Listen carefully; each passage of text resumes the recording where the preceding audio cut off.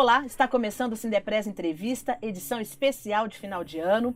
Nós vamos conversar hoje com o presidente do Sindepress, Genival Bezerra Leite. A gente vai fazer um panorama sobre o cenário econômico e político do país ao longo do ano de 2016 e falar um pouco também sobre as atividades do Sindepress. Eu quero lembrar que esse é o 100º programa da TV Sindepress. Seu Genival, muito obrigada pela sua presença com a gente aqui hoje. Obrigado por estar aqui com vocês hoje. Vamos trabalhar para que a gente possa fazer o melhor possível. É verdade. Seu Genival, aqui na abertura eu falei que hoje esse é o 100º programa. E coincidentemente, o primeiro programa foi também com o senhor e com o economista Márcio Postman. Ou seja, muitas águas rolaram de lá para cá, né? Ah, com certeza.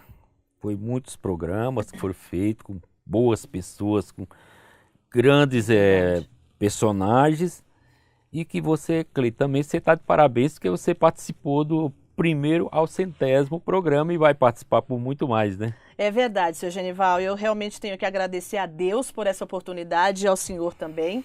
Mas para a gente começar aqui a nossa entrevista do dia, a gente vai falar de um assunto, né, que é o cenário econômico e político do nosso país, que desde 2014, na verdade, a gente tem sempre falado desse tema aqui no programa, na TV Sindepress, e infelizmente não são notícias boas, né? A gente não tem dados tão bons para tratar, mas tem que ser tratado.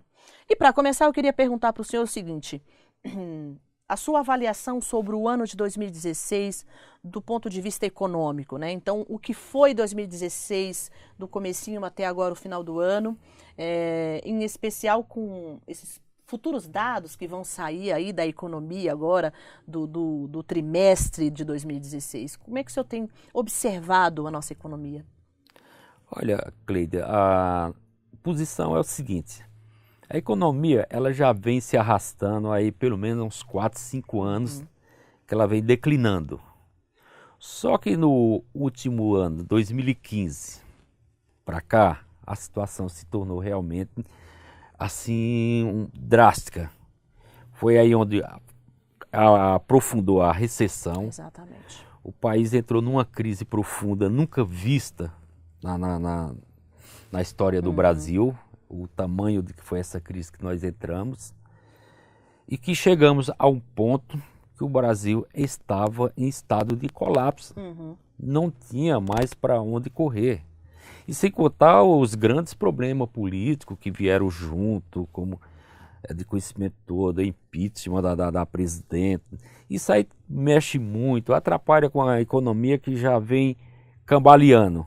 E mais os problemas políticos junto, aí juntou problema político, problema econômico e problema institucional.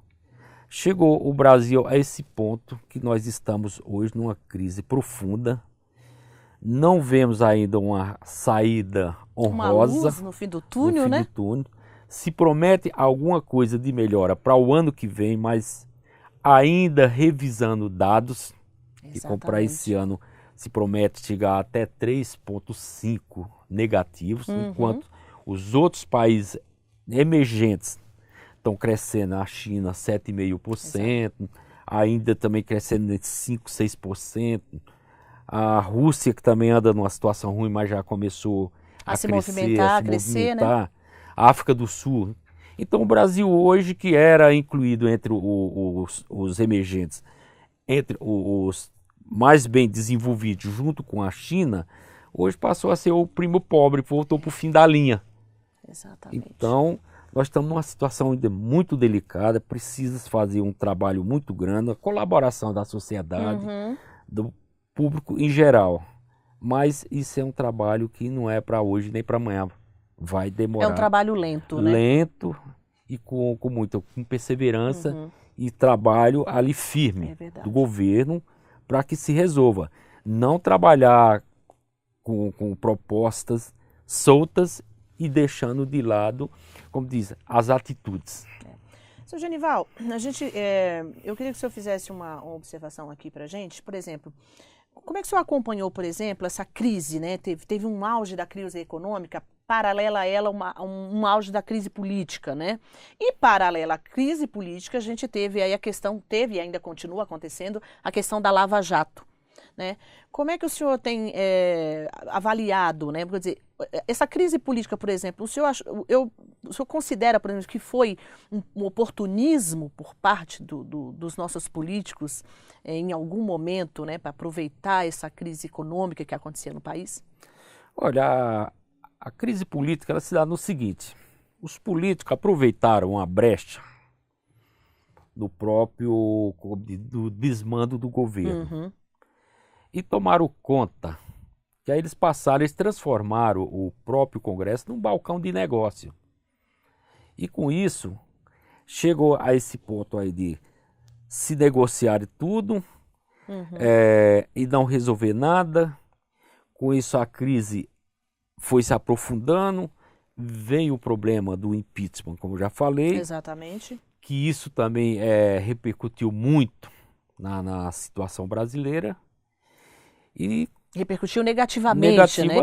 Quer dizer, foi mais um fator para ajudar a afundar a situação, né? Aí entra o vice-presidente, também já escorado de várias denúncias, que como hoje mesmo, está no TSE, processos lá aguardando a ser votado a chapa vencedora de 2014, Dilma Temer. Se votarem a chapa, o Temer está fora também. O Temer cai também, né? Cai. Aí agrava mais a situação.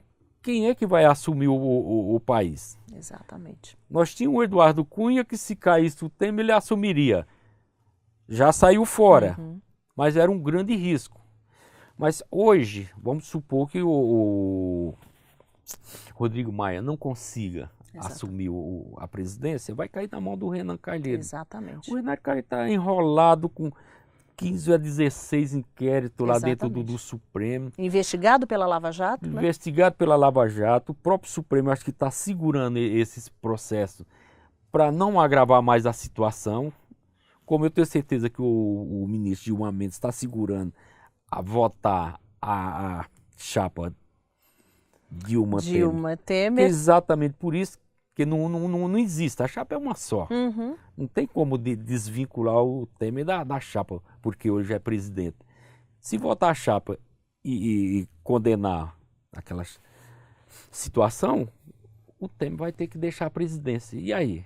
E o o país vai cair para o buraco, porque os estados hoje também já começaram a quebrar. Exatamente. O estado do Rio de Janeiro está quebrado, está falido. Rio Grande do Sul também já entrou em sistema de falência. Também se manifestaram claramente, né? Claramente, que já entraram em sistema de falência. E a situação do Brasil, econômica e política, é dramática. Uma situação que realmente não se tem conhecimento. De algo parecido aí recente, né? A gente ainda não tem os dados mais recentes aqui nesse momento do cálculo do desemprego no país. Esses dados devem sair, inclusive, hoje, né? No dia dessa nossa gravação aqui.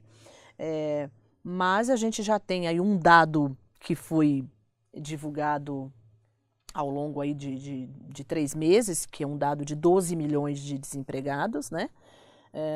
E aí provavelmente a gente vai ter aí uma novidade ruim nesses próximos cálculos, né, seu Genival? Eu queria qual é a sua perspectiva e o que o senhor está imaginando que vai acontecer aí? Esse número aumenta? Como é que o senhor tem esperado essa questão do desemprego no país? A perspectiva para fechar o ano esse ano é em torno dos 14 milhões. Porque as demissões continuam, como a economia está travada, as empresas, como disse, não estão produzindo. Se elas não produzem, é porque o comércio não vende. Exatamente. E com isso sobra na parte mais fraca, que é o trabalhador ser demitido. Então hoje a fila é grande, é uma coisa que diz muito preocupante esse número de desempregados. A gente vê aqui mesmo, na porta do prédio. Exatamente. Se coloca 2, 3 vagas numa empresa que faz esse trabalho de recolocação de mão de obra, aparece 2, 3 mil pessoas. 1.000 pessoas, né? A gente vê pela fila que se forma aí fora. Exato. Né? E isso se replica a qualquer lugar que tenha uma oportunidade hoje de emprego, né? Exato. Outro dia eu conversando com uma pessoa que ela é assistente social e ela está desempregada também, né? foi participar de um processo de seleção, ela desistiu. Sabe por quê? Tinha 440 pessoas para uma vaga. Meu Deus do céu. Ela falou, não, ficar aqui É perdendo... inimaginável uma situação inimaginável, a dessa, situação né? É difícil, é complicado. E ao mesmo tempo é a realidade do país. E a realidade do país que nós vivemos hoje. Nós temos que ir remando para tentar sair fora dessa maré. Seu Genival, e aí assim, o que é preocupante nessa questão do emprego, né, é que é justamente numa possível movimentação positiva na economia do país, né, de crescimento, ou até mesmo, eu nem diria crescimento, mas dos ânimos dos empresários brasileiros e dos possíveis investidores externos no país, depois dessas reformas que devem acontecer aí nos próximos meses, que o emprego, ele nessa logística, e ele é o último a ter um resultado de mudança positiva, né, dentro dessa escala, né? Isso. Então, por exemplo, a economia dá um sinalzinho, as empresas começam a investir, começam a retomar a sua linha de produção, quer dizer, você vai sentir a diferença desse número de desempregados ou uma movimentação positiva em relação ao emprego no país lá no final do processo. Exato. E aí é uma coisa muito lenta e para nós brasileiros difícil. Porque hoje o parque industrial brasileiro ele está muito sucateado. Uhum. Então, para o Brasil fazer um produto competitivo com o mercado internacional, porque essa competição ele perdeu por falta de qualidade, de tudo, ele vai levar, olha, uma estimativa de 30 anos para o Brasil modernizar o palco industrial dele.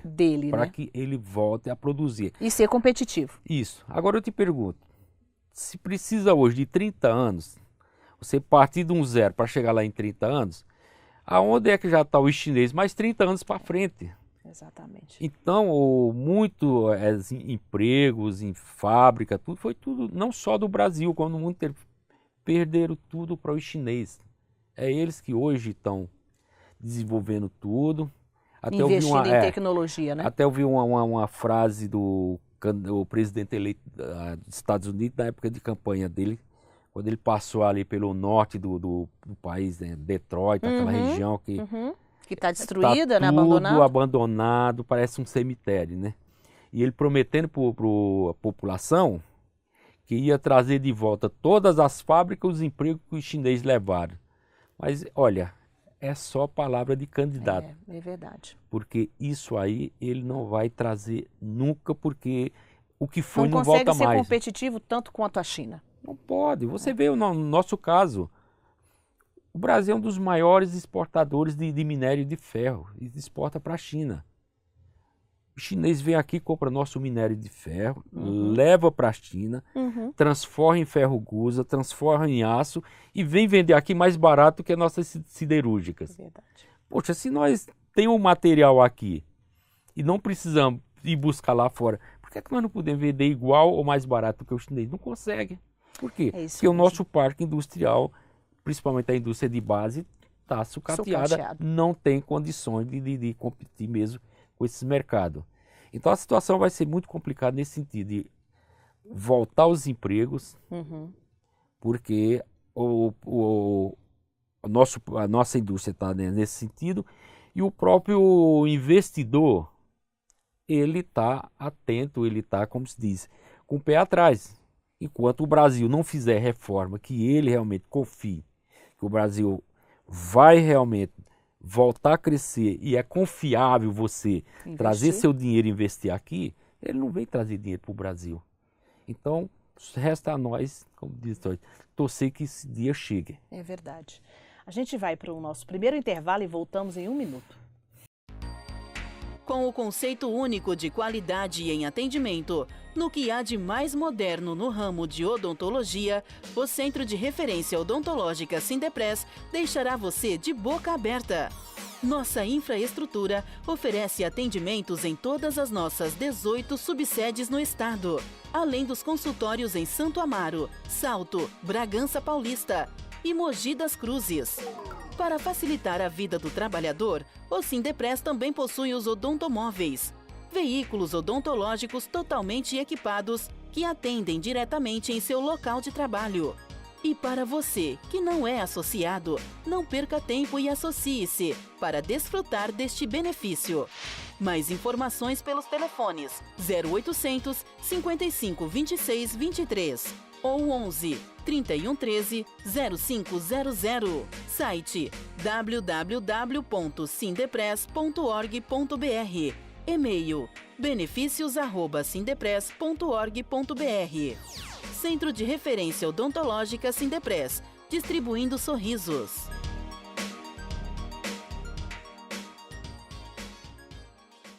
Estamos de volta com o segundo bloco do programa Sindepress Entrevista. A gente conversa hoje com o presidente do Sindepress, Genival Bezerra Leite. Presidente, agora eu queria falar um pouquinho, rapidamente aqui, até porque talvez a gente não tenha tempo suficiente para falar mais profundamente sobre esse tema, mas para ouvir sua opinião, que é importante aqui para o nosso associado, para o nosso representado, né, para o telespectador, para o internauta. O senhor tem acompanhado aí, na medida do possível, essa questão da reforma política aí no país, colocada recentemente. O senhor acredita na aprovação dessa reforma, no modelo que foi colocado, ou é mais uma história mais um trabalho perdido? E também, assim, na sua opinião, a necessidade da reforma política no país? Olha, Cleide, eu diria que é mais um trabalho perdido. Porque, veja bem, os políticos não gostam de mexer na casa deles. Exatamente. E a reforma prevê a diminuição drástica de partido, né? Praticamente eliminar os partidos pequenos, como eles chamam os partidos. Exatamente. Isso aí não vai dar muita gritaria lá dentro, não vai conseguir fazer isso, mas seria necessário que isso acontecesse. Porque um governo, como é no caso o nosso sistema político, que chama o governo de coalizão, exatamente, dificilmente, não importa de que partido ele venha, dificilmente ele vai conseguir governar com essa quantidade de partido, porque todo mundo quer a sua parte. Então eu ofereço o meu apoio, mas eu quero isso. Você oferece o apoio, eu quero aquilo.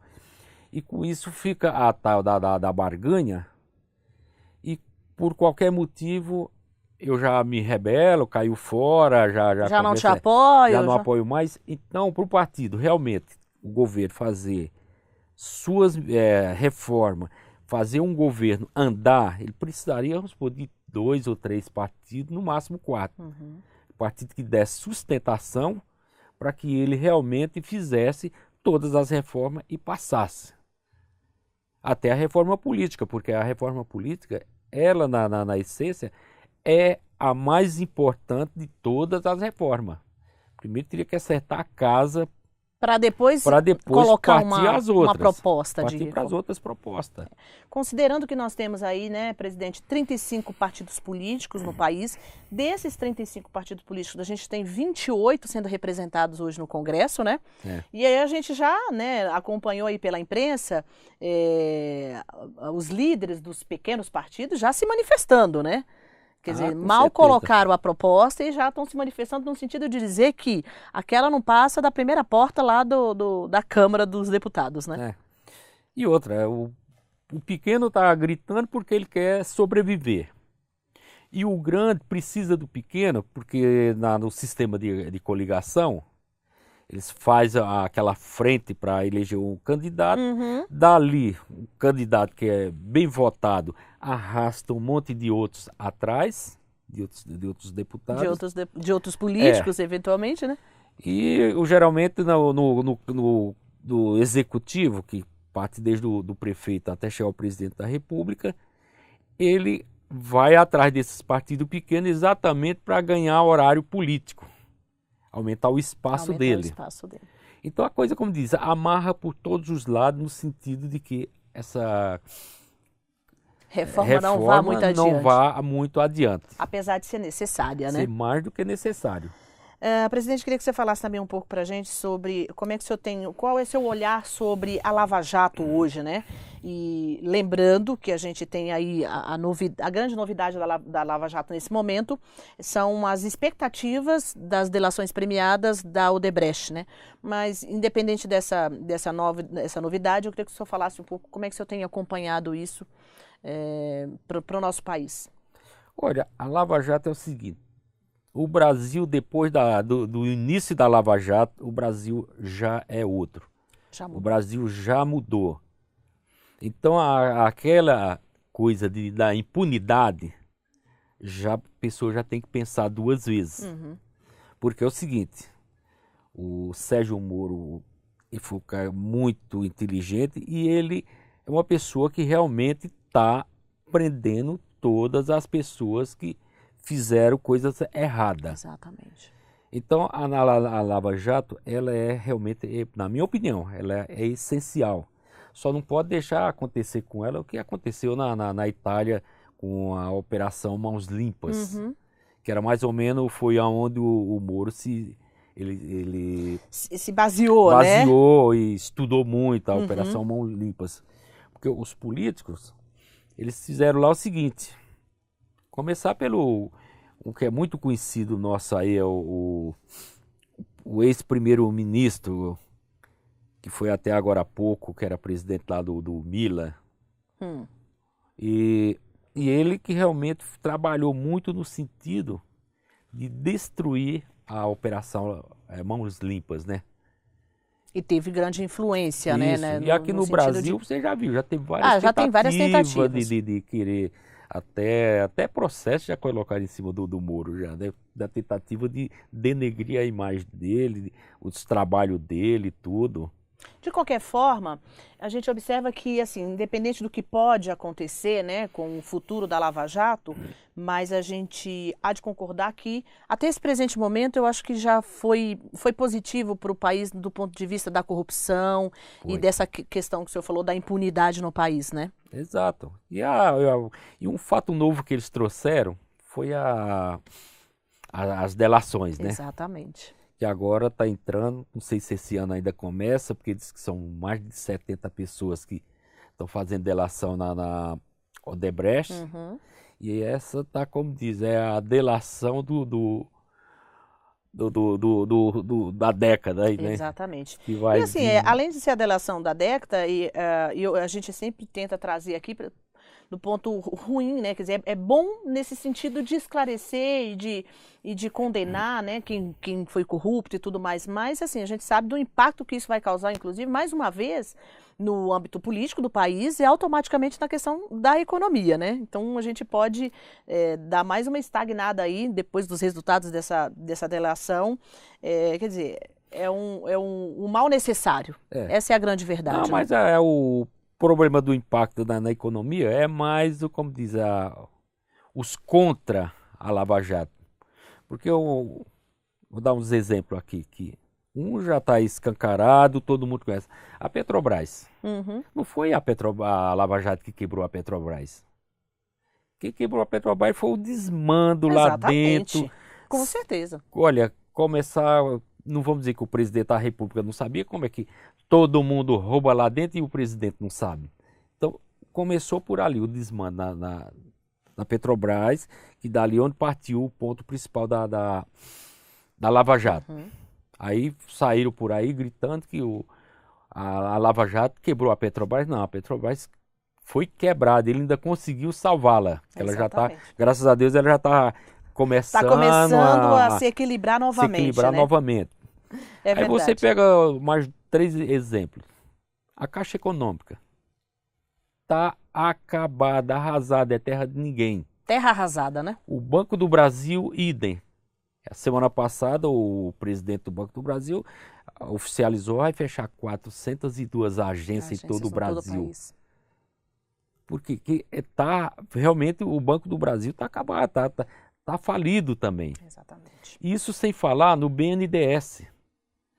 Você já pensou, o BNDES está falido também. Você emprestar dinheiro para Cuba e receber como garantia do dinheiro o peso cubano, peso cubano eu acho que não está valendo mais nem tá dentro de nem Cuba, mais. quanto vai servir de garantia para pagar um Exatamente. empréstimo de 1 bilhão. E, aliás, assim, o BNDES, assim como outros bancos brasileiros, tem sido já alvo aí de discussão para abrir uma investigação, né? Exato. E a gente sabe que se isso acontecer, ou seja, vai ser mais um escândalo no país, né? E a coisa, a Lava Jato trouxe tudo isso à tona. Uhum, Coisa exatamente. que ninguém sabia, estava tudo Exatamente. por debaixo do tapete, ela trouxe tudo à tona. Então, eu acho que, reafirmo, que a Lava Jato ela é importante e vai continuar sendo importante. Eu acho que a população brasileira tem que apoiá-la.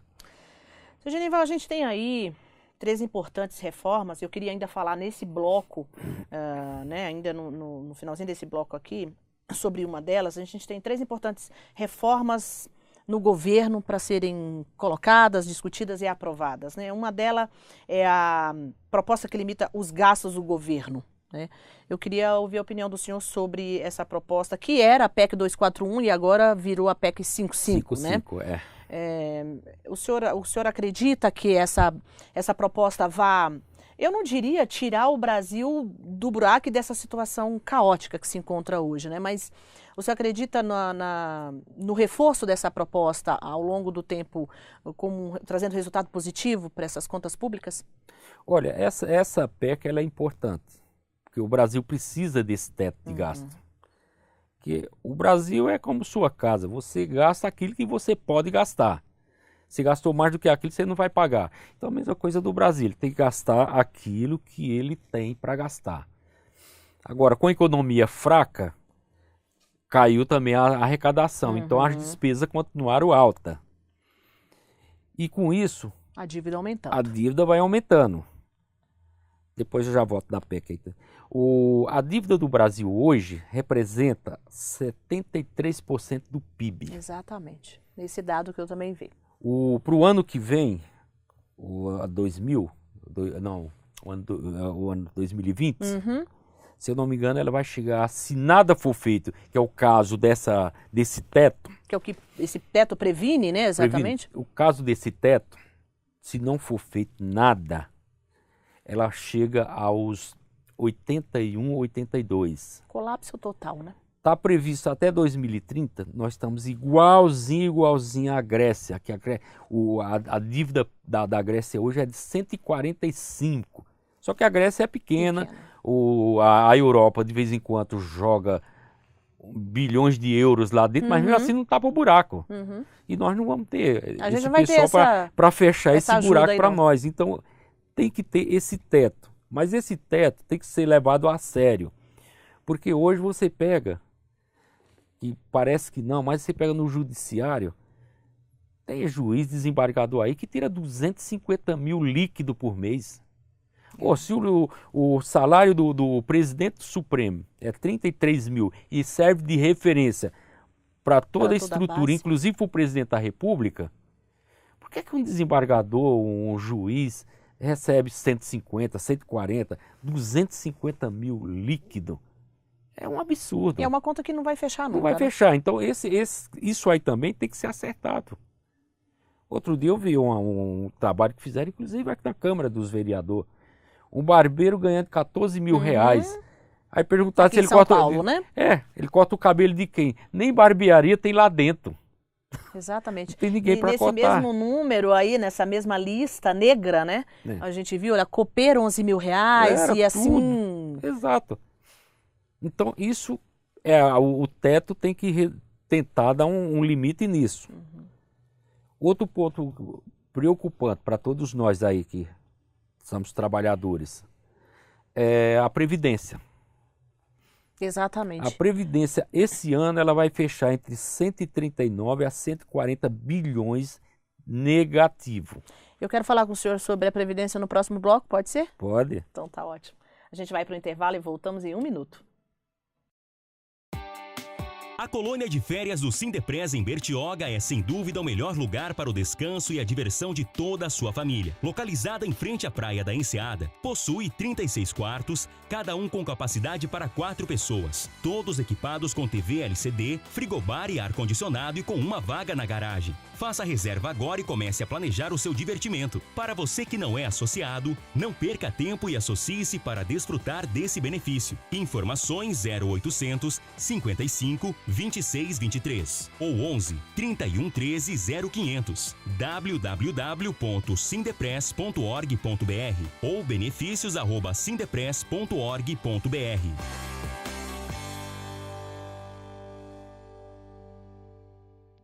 Voltamos com o último bloco do Sindepres Entrevista, que conversa hoje com o presidente do Sindepres, Genival Bezerra Leite.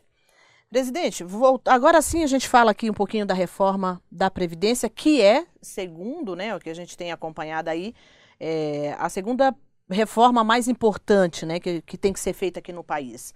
E está lá colocada como quer dizer, ela é totalmente linkada com a reforma do teto, né? Então, quer dizer, uma depende da outra, do contrário, a reforma do teto, dos gastos públicos, não vai ter resultado nenhum. Porque, veja bem, hoje, para esse ano, se prevê um fechamento de 130 a 140 bilhões de dólares negativo na Previdência. Se nada for feito, se não for feita a reforma como está tentando, aumentar a idade mínima de aposentadoria, e também tem que mexer na Previdência pública, né? Exatamente. O grande gargalo da Previdência está na área pública, não é na área privada, não. Porque lá o trabalhador, ele se aposenta com o salário que ele ganha, o último salário que ele ganha. E existe um teto para a Previdência privada, né? Existe. Que não passa de 6 mil reais, não, né? Não, agora para 2017 está previsto 5.762, uma coisa assim. O teto máximo. Enquanto que a gente tem aí pessoas do setor público aposentado com 30 mil reais, 33 mil reais. E muito mais, né? E muito mais, né? E o que acontece? Se não mexer na Previdência Pública, não vai resolver muito esse teto. E essas reformas, o que é que elas são necessárias e urgentes? Porque se prevê, se nada for feito, a partir de 2025, o déficit vai passar a casa dos 200 milhões para cima, aí não tem mais jeito. Não tem mais previdência, porque vai dar aí na água. Quebra totalmente. Vai dar na água e não tem quem tape mais o buraco. Agora, presidente, lembrando que essa reforma, ela só tem que ter o cuidado, né? Para que não. Que a grande discussão das pessoas é justamente isso, onde você vê ali as pessoas conversando sobre essa questão da reforma. E o grande medo, na verdade, do brasileiro é aquele que já adquiriu o direito, e aí existe a possibilidade também dessas pessoas serem atingidas. O que o senhor acha sobre essa possibilidade, por exemplo, dos direitos já adquiridos? Não, quem tem o direito adquirido, isso aí não vai mexer. O que vai, inclusive, a mudança, que já foi criada aquela medida provisória, que é aquela das idades, né? 85 para a mulher 95 para e homem. 95 para o homem. Tirando ali o fator previdenciário. Que o fator previdenciário é quem puxa a previdência. O valor que você vai receber para baixo. Então ele tira. Então ele vai ficar até, eu acho que um pouco melhor ainda, porque eles pretendem, estão estudando se deixa esse fator, se cria coisas novas para colocar aí para substituir, né? Ok.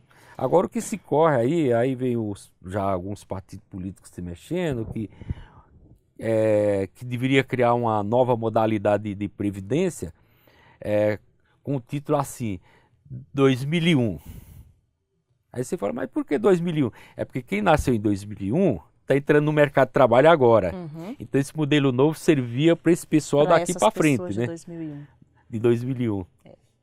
Bom, vamos ver, né, o que vai acontecer aí. Uma terceira proposta, né, de reforma aqui no nosso país, que também tem sido muito discutida e polêmica, é a questão da reforma trabalhista, né? Eu queria que o senhor falasse um pouco sobre ela, em especial, ela contempla, né, por exemplo, a questão da terceirização, a regulamentação da terceirização. E eu queria que o senhor falasse como é que o senhor tem observado e acompanhado esse processo. Olha, esse processo a gente acompanha também com uma certa apreensão pelo seguinte. Tanto esse como a Previdência. Uma reforma do tamanho da reforma trabalhista e também da Previdência não se faz em menos de 3, 4 anos. O nosso presidente aí ele só tem 2 anos para fazer tudo isso. Isso aí foi mexido lá no comecinho de 2003 para 2004 no governo do presidente Lula. Eu participei de todas as reuniões, palestras que foi feito a respeito da reforma trabalhista e da reforma da Previdência. Consequência, depois de 2 anos e meio, ela foi para a prateleira. Não sequer nem no Congresso foi dada entrada. E era exatamente naquela época que a gente tinha uma grande esperança de se resolver o problema da terceirização. Que tinha um projeto que era exatamente esse 4302. Naquela época ele estava atualizado. Que estava para ser votado, que ele voltou do Senado, para ser votado na Câmara e para sanção. E o presidente Lula pediu para retirá-lo porque diz que a terceirização ia ser incluída na reforma trabalhista e não havia necessidade de uma lei ali naquele momento. Consequência, não saiu a reforma trabalhista, não saiu nada da terceirização e tudo encaminha que vai ser a mesma coisa. Vão incluir a terceirização no pacotão.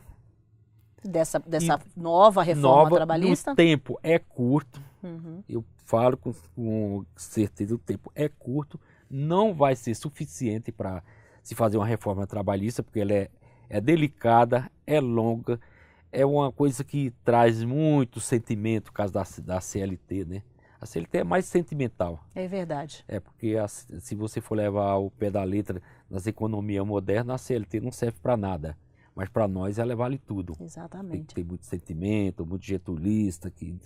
Então tudo isso vai atrapalhar e não vai acabar não saindo nada. De onde pode sair alguma coisa da terceirização é do Supremo.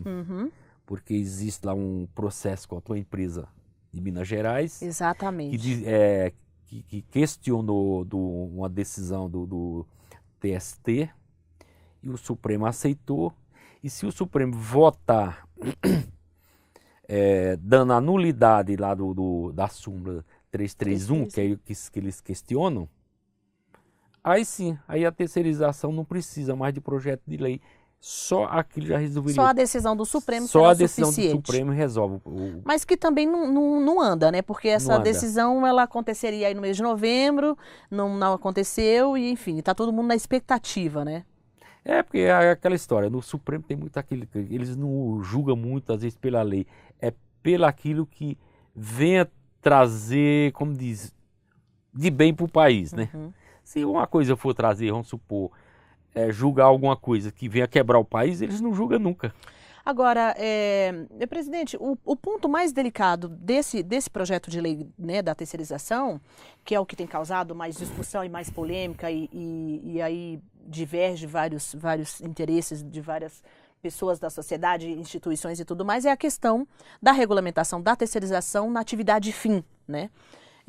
Como é que o senhor, qual é a sua opinião sobre isso aí?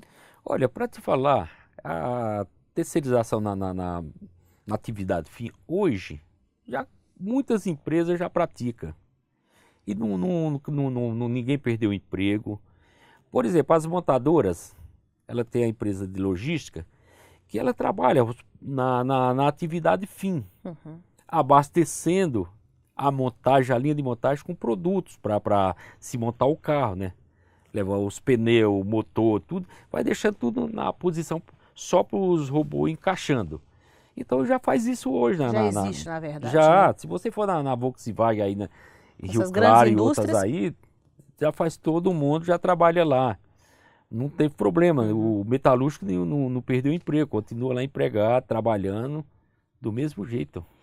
Mudando um pouquinho de assunto, para a gente encerrar aqui, está terminando já nosso último bloco do programa, queria que o senhor falasse um pouco aí sobre, agora sim, de uma forma mais pessoal, né, o que foi o ano de 2016 para o Sindipres, né? E aí, se é que a gente pode falar alguma coisa, quais são as expectativas para 2017? Né?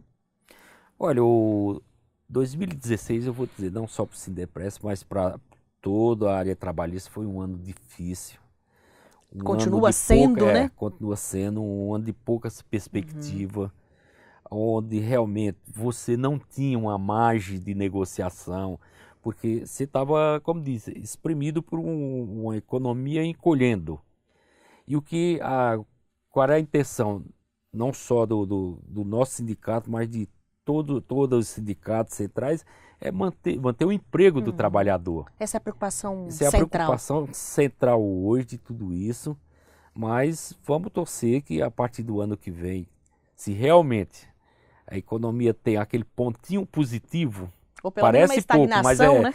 Parece pouco, mas é muito. É verdade. As coisas começam a melhorar, começa a crescer o emprego, porque hoje é complicado, porque você só vê passar embaixo gente fazendo homologação. Exatamente. Aí você falando, quem é que está aí hoje? Ah, tá a empresa.